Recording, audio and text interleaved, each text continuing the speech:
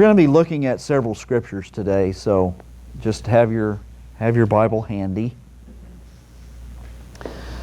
This is September 28th, 2019, and Esrim Veshmone Be'elul, Hamishim Vesheva Sheva'im Ve'tesha, or the 28th day of Elul, 5779. Tomorrow that changes. It will no longer be 5779, it will be 5780. Huh? A new decade, that's right. And given that tomorrow is Rosh Hashanah or Yom HaTeruah, we are going to be looking at the subject of the sound of the shofar. Ah!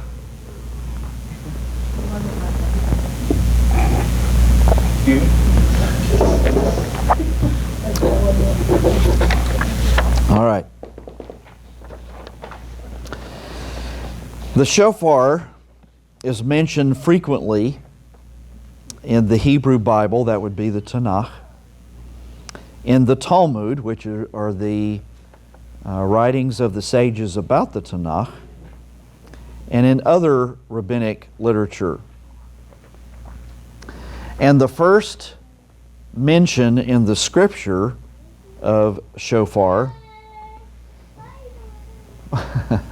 bye, see you later.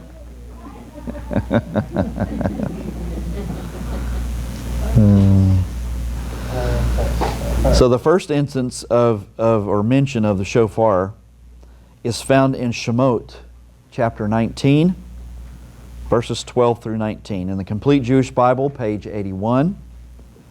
In the Study Bible version, 97. So, Shemot, Exodus chapter 19, 12 through 19.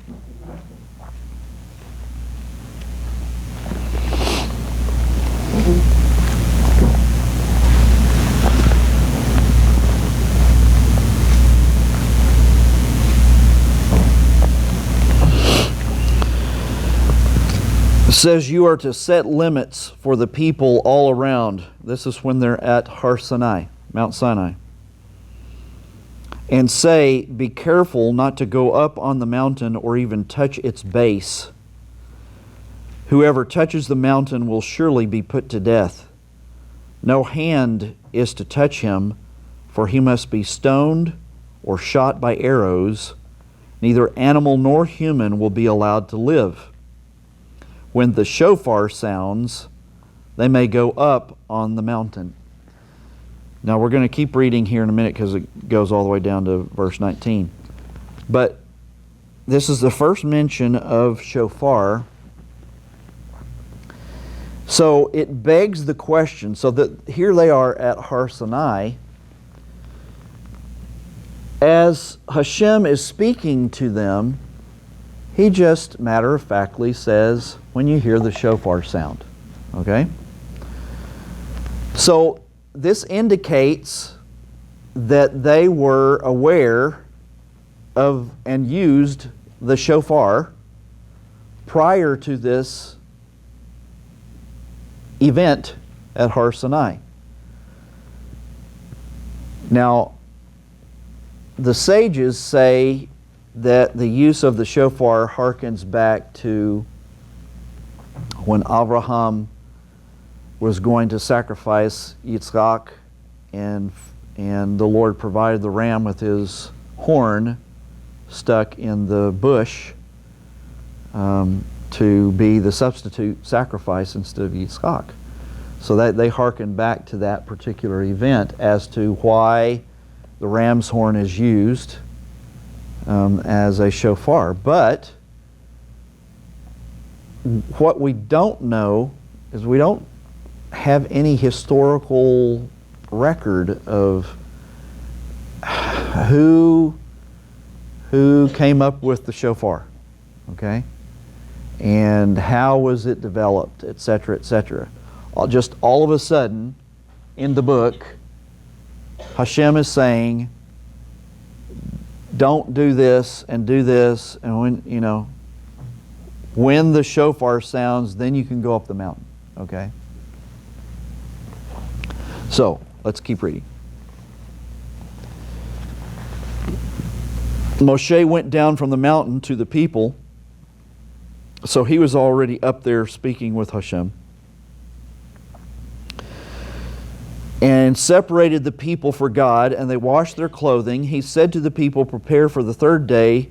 Don't approach a woman." On the morning of the third day, there was thunder, lightning, and a thick cloud on the mountain. Then a shofar blast sounded so loudly that all the people in the camp trembled.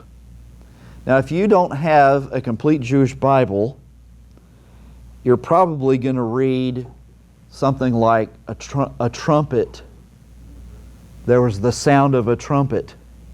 Okay? Well, it's actually important that we know that this was the sound of a shofar and not a quote-unquote trumpet. Okay? So, it goes on to say, Moshe brought the people out of the camp to meet God. They stood near the base of the mountain. Mount Sinai was enveloped in smoke because Adonai descended onto it in fire. Its smoke went up like the smoke from a furnace, and the whole mountain shook violently. As the sound of the shofar grew louder and louder, Moshe spoke, and God answered him with a voice. Okay? So obviously they have been using shofarot, somehow in society. Physical shofarot. So made from a ram or animal's horn. I'm not going to say specifically a ram's horn necessarily, but from an animal's horn. They've been using this already. But here, at this encounter with Hashem on Har Sinai, Hashem himself has a shofar. Yep. Okay? And begins to blow, or at least maybe it was an angel blowing this shofar as Hashem is coming down onto the mountain to have this encounter with the people of God. Now, if Hashem himself has and uses a shofar, that would suggest to me that it's something that's important. Okay? So, we're going to take a look at the different things that the Scripture says about the shofar.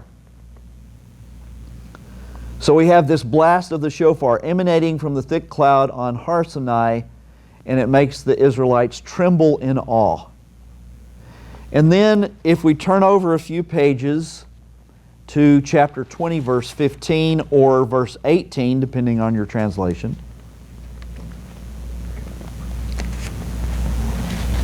So, Shemot chapter 20, verse 15 through verse 18, or 18 through 21.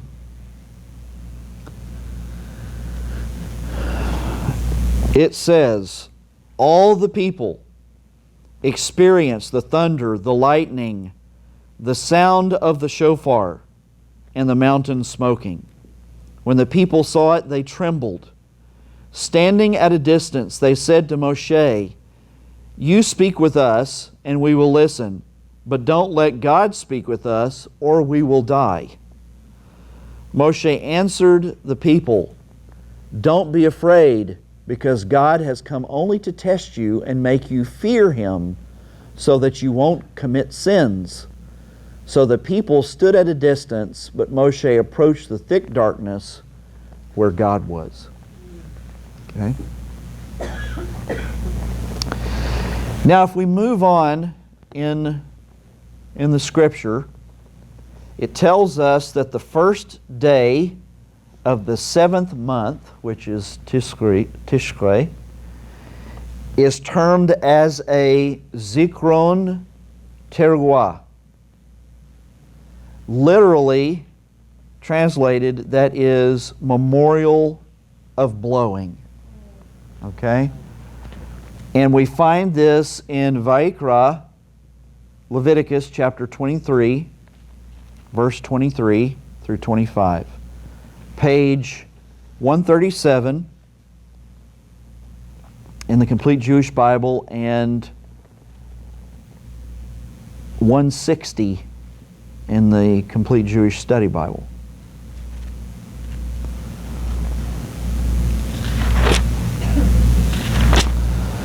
So Vayikra, Leviticus chapter 23, 23 through 25.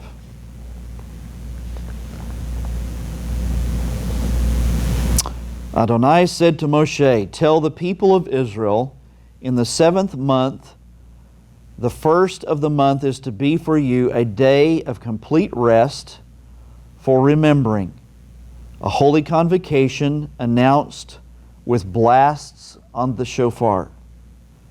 Do not do any kind of ordinary work, and bring an offering made by fire to Adonai." So today we know it as Rosh Hashanah. It's actually given, the scripture says Yom Teruah, which literally means day of blowing. And that particular reference is found in Bamidbar, in Numbers chapter 29 verse 1, page 185 or 214.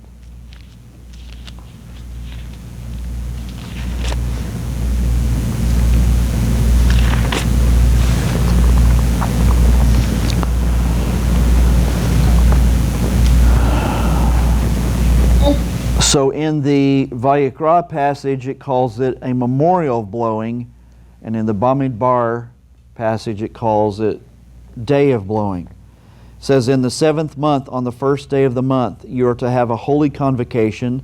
Do not do any kind of ordinary work. It is a day of blowing the shofar for you." Okay.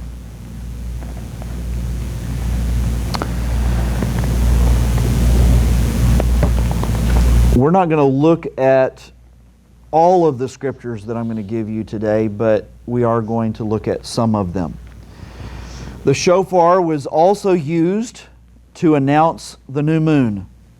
And we find this in Tehillim, Psalm chapter 81, verse 1 through 6, 870, page 873 or 987.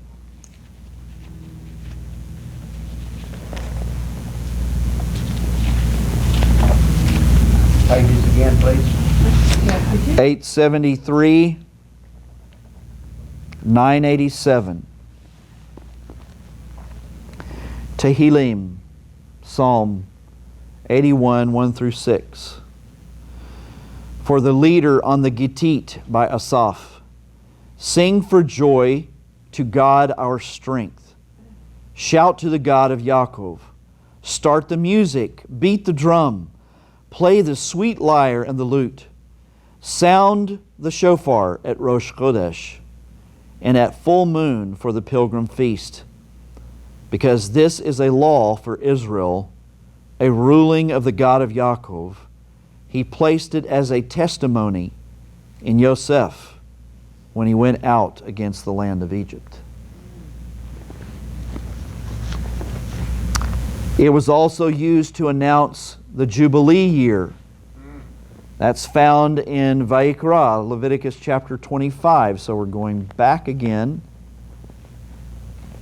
Page 139 or 164. 139 or 164. Vayikra, Leviticus 25, 8 through 13.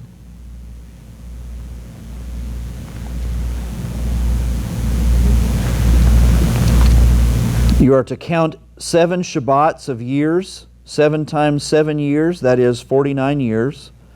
Then on the 10th day of the 7th month, on Yom Kippur, you are to sound a blast on the shofar. You are to sound the shofar all through the land, and you are to consecrate the 50th year, proclaiming freedom throughout the land to all its inhabitants. It will be a yovel for you. You will return everyone to the land he owns, and everyone is to return to his family. That 50th year will be a yovel for you. In that year you are not to sow, harvest what grows by itself, or gather the grapes of untended vines, because it is a yovel. It will be holy for you. Whatever the fields produce will be food for all of you. In this year of yovel, every one of you is to return to the land he owns. Okay? The shofar was used for signifying the start of war. Now, we're not going to look at these, but I'm going to give you the references. You can see this in Yehoshua, Joshua chapter 6, verse 4. Yehoshua 6:4. In Shoftim, Judges, chapter 3, verse 27, and chapter 7, verses 16 and 20. Shoftim, chapter 3, verse 27, and chapter 7, verses 16 and 20. And then in Shmuel Aleph, 1 Samuel, chapter 8, verse 3.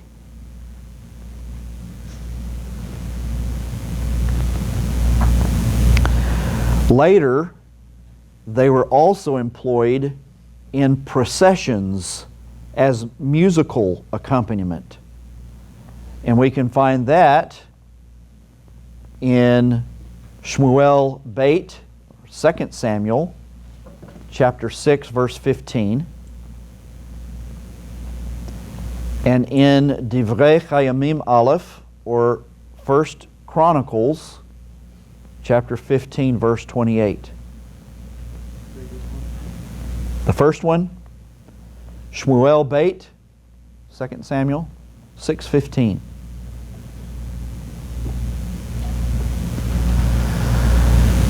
And then Melech David, King David, implemented the use of shofar as musical accompaniment in the worship at the Mishkan and in the temple. That's 1 Kings what? 1 Kings? No. King David. I said Melech David, King David, instituted the use of the shofar as musical accompaniment. What scripture is that? Well, I haven't given it yet. Oh. That can be found, or one of them can be found in Tehillim, Psalm 98, verses 4 through 9, page 88, or 1004, respectively. 888 or 1004.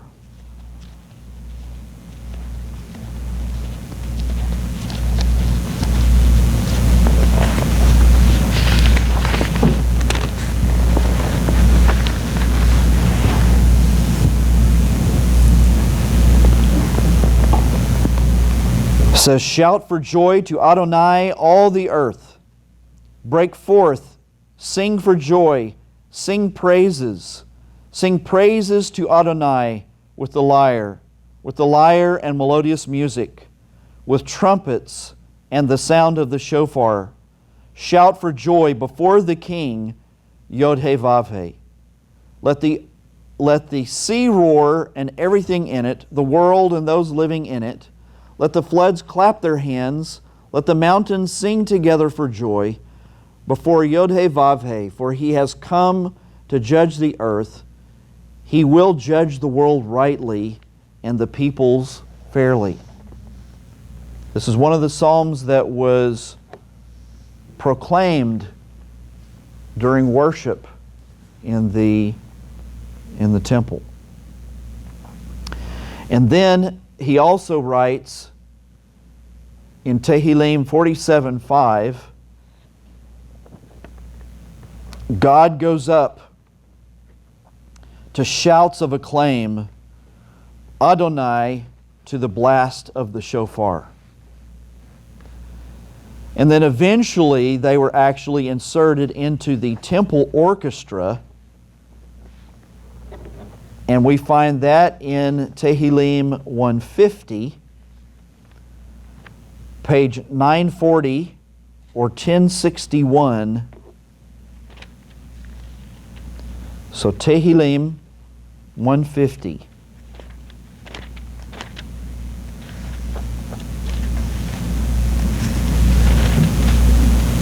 It's short, and we're going to read the entire thing here. Hallelujah. Praise God in His holy place. Praise Him in the heavenly dome of His power. Praise Him for His mighty deeds. Praise Him for His surpassing greatness. Praise Him with a blast on the shofar. Praise Him with lute and lyre.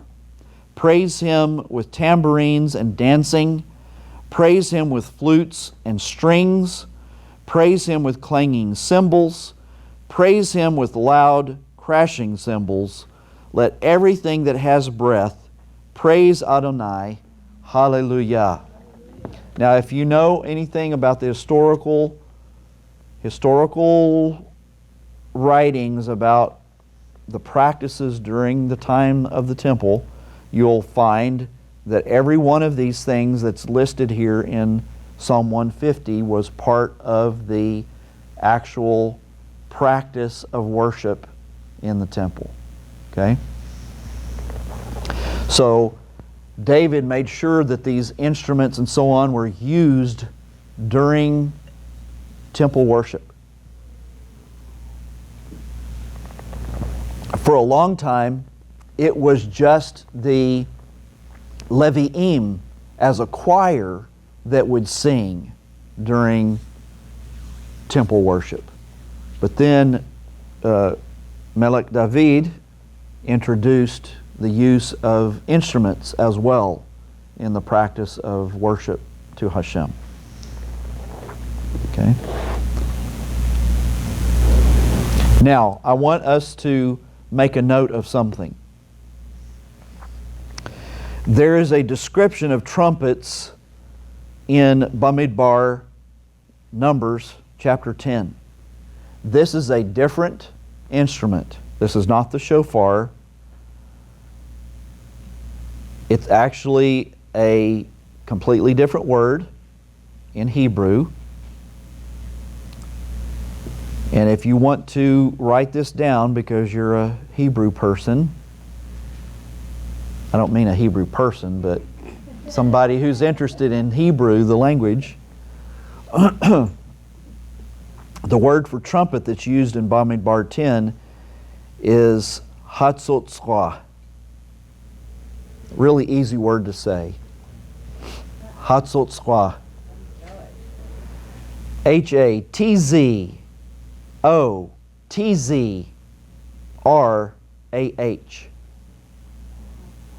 H-A-T-Z-O-T-Z-R-A-H. Hatzotzra. See, in English, we don't put T and Z together in any of our words, so that's a difficult sound anyway. But when you have two of them back to back, separated with one vowel sound, that gets really interesting for us. Okay?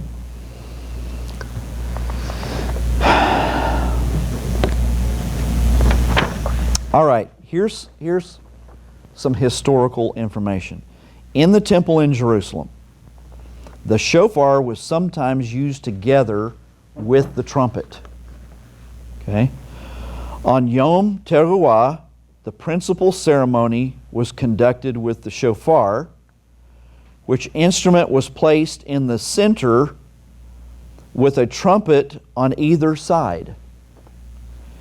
It was the horn of a wild goat. It was straight in shape and was ornamented with gold at the mouthpiece.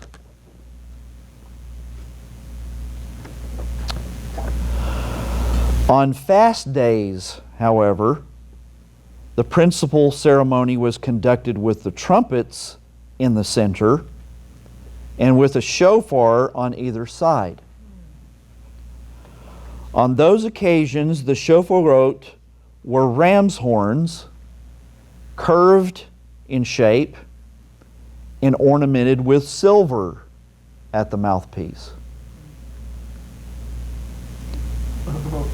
On Yom Kippur of the Jubilee year specifically, the ceremony was performed with the shofar as one would perform the ceremony on Yom HaTeruah. Okay? So the previous way of doing it, the first way of doing it. On Rosh Hashanah and other full holy days, so Yom Kippur, the Day of Atonement, Sukkot, Passover, and the Feast of Weeks, a single priest performed 2 sacrifices in honor of the full holy day. On Rosh Hashanah, something special occurred during the special sacrifice. 2 shofar sounders played the long notes, and 1 trumpet player played the short notes. Otherwise, the trumpets had top billing. Okay? So under normal circumstances, the metal trumpets, the silver trumpets, had top billing. Okay? But on these holy days, they changed it up to where the shofar was the primary instrument. Okay? This is told to us in the Babylonian Talmud, Rosh Hashanah 27a, where it says, said Rabbah, or it may have been Rabbi Joshua B. Levi. What is the scriptural warrant for this? Because it is written, with trumpets and the sound of the shofar, shout ye before the king in the temple. We require trumpets and the sound of shofar, elsewhere not. End quote. Okay? So, it actually mentions the coupling of the shofar and the trumpets together. Okay? Now, if you need the source for that particular quote, I can give it to you later. I don't want to do it here now in the message. Okay? Indeed, on Yom Kippur, the shofar was sounded to announce the Jubilee year every 50 years, which we read in the scripture. And this is where Jews were granted forgiveness, debts were forgiven, indentured Israelites were granted freedom, and the fields shall become owned by the priests. That's in quotes. Indeed, in Rosh Hashanah 33b, again back in the Talmud, the sages ask why the shofar sounded in the Jubilee year. Rosh Hashanah 29a indicates that in ordinary years both shofars and trumpets are sounded, but in the Jubilee year only the shofar blasts. The rabbis created the practice of the shofar sounding every Yom Kippur rather than just on the Jubilee year. Okay? So, if you're wondering why at the end of Yom Kippur every year the shofar is sounded and not just on Jubilee years, is because the rabbis made that a practice. Otherwise, for all other special days, the shofar is sounded shorter, and 2 special silver trumpets announce the sacrifice.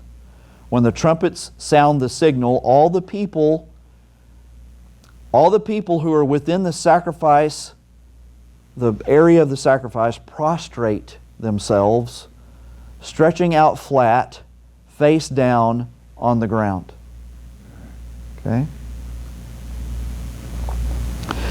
Now, one of the stories that we're very familiar with is the capture of Jericho.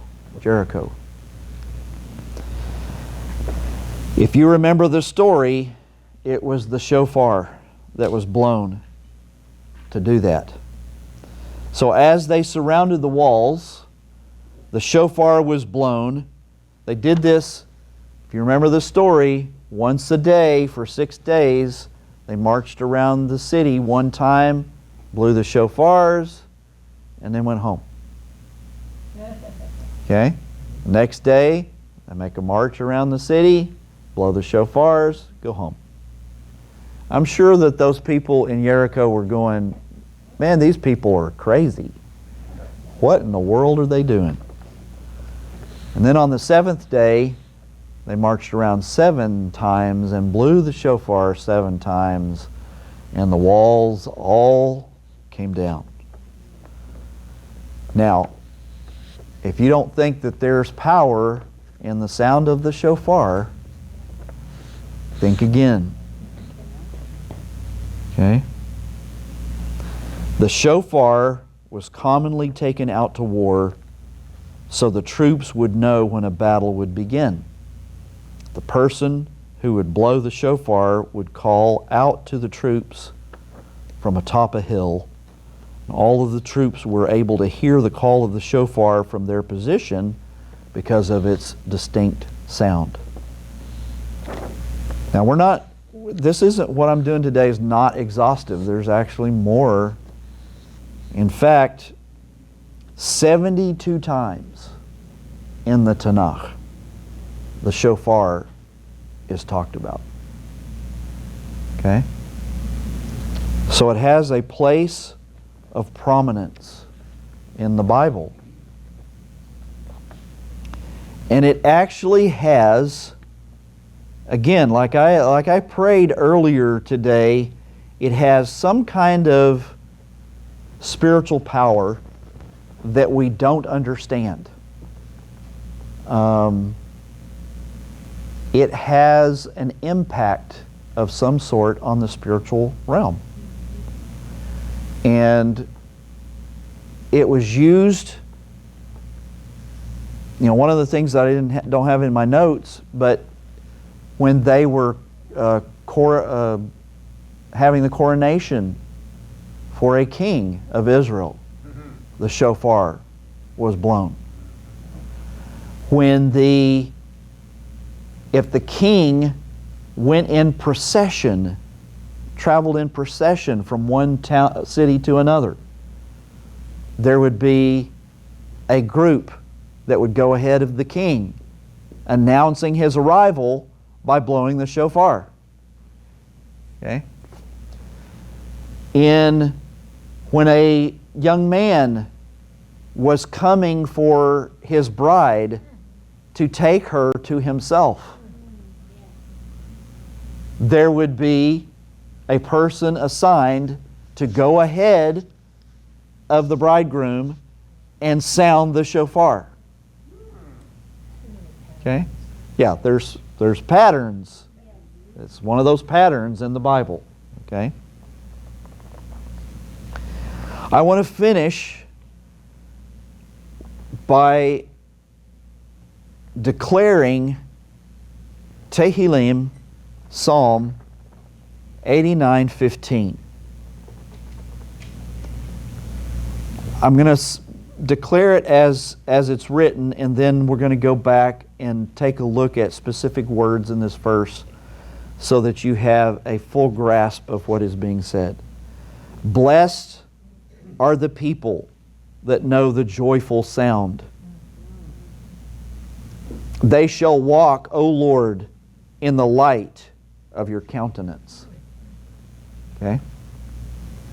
Now, some people some translators have translated this as, in fact, I think Stern does, blessed are the people that know the joyful shout. Okay? Now, it can be translated that way and not be quote unquote wrong. Okay? But in my estimation, and you're about to find out why, I don't think that it means shout. Okay? In this particular case. Blessed are the people that know. Yada is the Hebrew word. Yada means to recognize and acknowledge. Okay?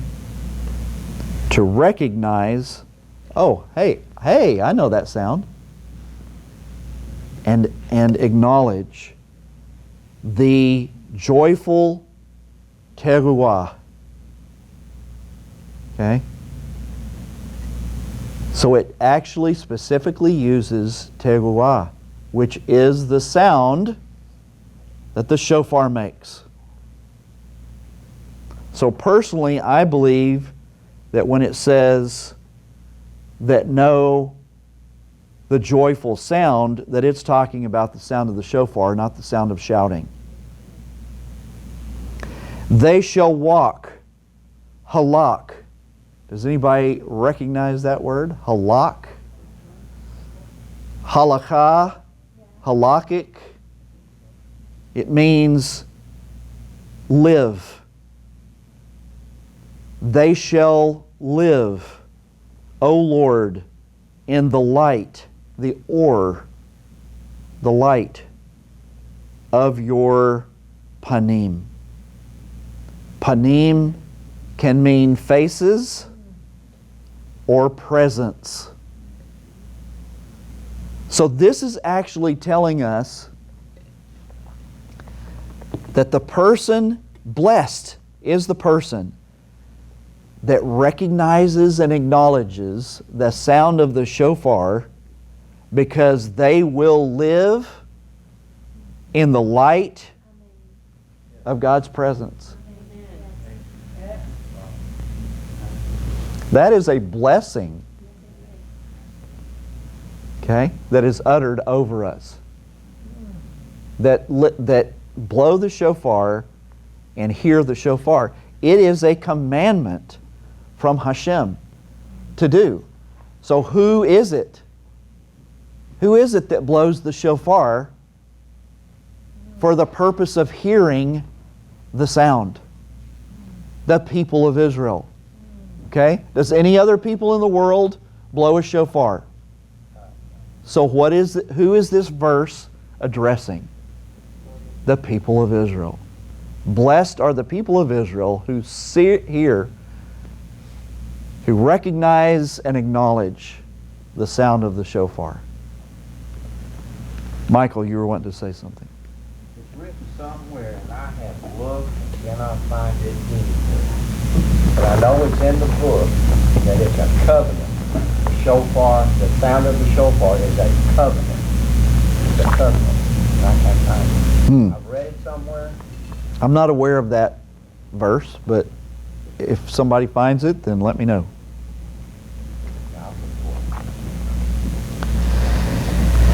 Anyway, as we make preparation for tomorrow, for hearing the sound of the shofar, I wanted you guys to understand and know what it is that we're doing and why.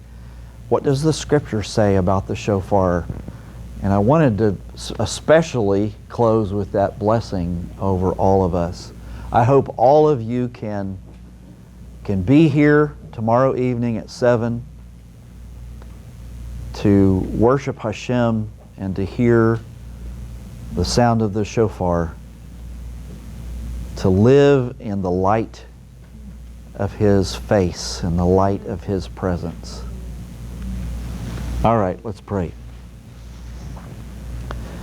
Father, we thank you We don't necessarily understand all the depths of the shofar and the sound of the shofar and the use of the shofar, or why that was something that you instituted. But Father, what we do know, the facts that we do know, are that by using the shofar, blowing the shofar, we are blessed. So Father, I pray your blessing over our celebration tomorrow evening. As we obey your command, we gather in a holy convocation, we celebrate you, and we remember with the blowing. Zikron Teruah, a day, a memorial of blowing. In Yeshua's name. Amen. The Lord bless you and keep you. The Lord make his face shine on you and be gracious to you. The Lord lift up his countenance upon you and give you peace. Yevarechek Adonai vayishmarecha. Yair Adonai panav alecha v'chunecha. Isa Adonai panav alecha v'yasem lecha shalom.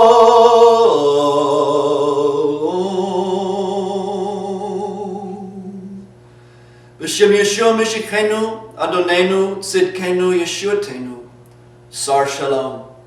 In the name of Yeshua, our Messiah, our Lord, our righteousness, our salvation, the Prince of Peace. Amen.